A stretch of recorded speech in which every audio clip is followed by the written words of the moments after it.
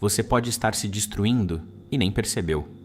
Não de uma vez, mas aos poucos, em pequenas decisões que parecem inofensivas.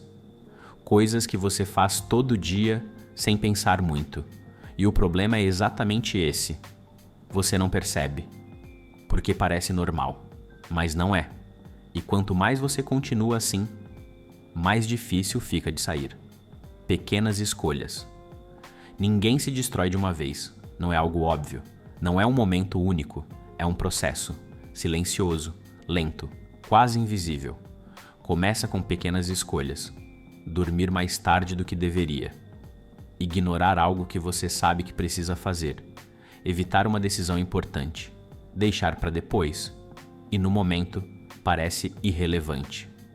Só que essas pequenas escolhas se acumulam e, sem perceber, vão moldando a sua vida.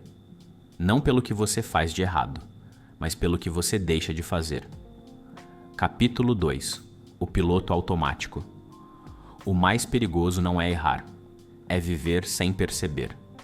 Quando você entra no automático, você para de questionar. Só segue, acorda, faz o que precisa, se distrai e repete. Sem parar para pensar se isso ainda faz sentido, sem perceber se está melhorando ou só se mantendo. E é aí que começa. Porque no automático, você não escolhe. Você reage. E quando você só reage, acaba vivendo uma vida que nunca decidiu de verdade. Capítulo 3. O que você evita. Existe um padrão que você talvez não tenha percebido. Você evita. Evita pensar demais. Evita decisões difíceis. Evita encarar o que incomoda. E isso parece proteção, mas não é. Porque tudo que você evita não desaparece, só fica acumulado, como coisas que você empurra para frente. E com o tempo, isso começa a pesar, não de forma óbvia, mas na forma como você se sente. Cansado, sem energia, sem direção. E mesmo assim, continua evitando. Porque encarar exige mudança, e mudança assusta. Capítulo 4. O desgaste invisível.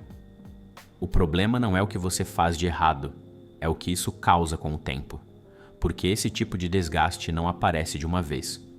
Ele vai se acumulando, um pouco por dia, até que você começa a sentir cansaço constante, falta de motivação, uma sensação de estar perdido, mesmo seguindo a rotina.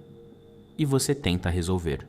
Descansa, se distrai, tenta mudar alguma coisa, mas nada parece suficiente, porque a raiz não está no cansaço, está no padrão que você continua repetindo. Capítulo 5. A ilusão de que está tudo bem. Existe um momento em que você começa a normalizar isso.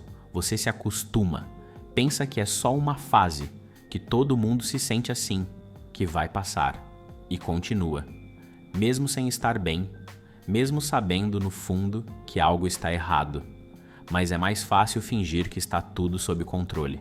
Mais fácil seguir como está, do que parar e admitir, porque admitir significa encarar. E encarar pode mudar tudo. Então você mantém a rotina, mantém os hábitos, mantém a versão de você que já não faz tanto sentido. E quanto mais você mantém, mais isso se fortalece. Capítulo 6. O ponto que você ignora. Existe um ponto em que você percebe, mesmo que seja rápido, mesmo que você tente ignorar logo depois. Um pensamento aparece, uma sensação diferente.